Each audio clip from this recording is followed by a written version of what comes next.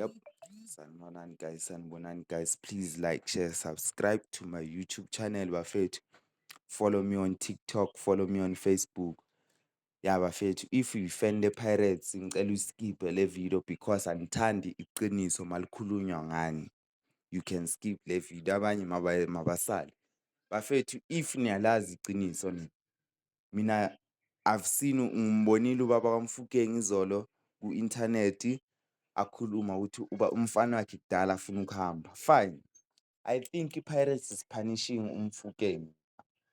They are doing what they did to Saleng. Sebayenza kuMfukeng manje. Le nto bebayenza kuSaleng le ukuthi bambhentshe bamdlalise sebathini. They are doing it to Mfukeng manje.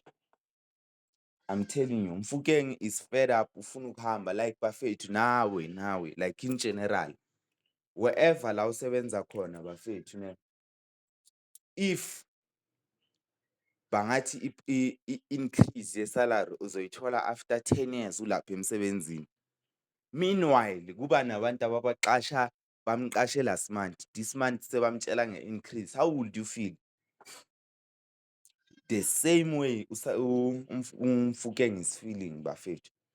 There are teams, yes, ama-teams ayamfuna lo mfana. It's not like ayikho i-team emfunayo.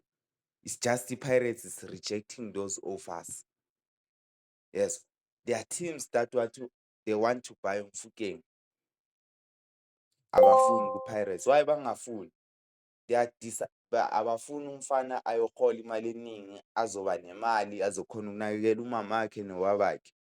Cause bayasho ubabakhe uyasho ukuthi mfethu le mali ayihola ku-Pirates ayikhoni ukusustain the way sifuna ukuphila ngakhona.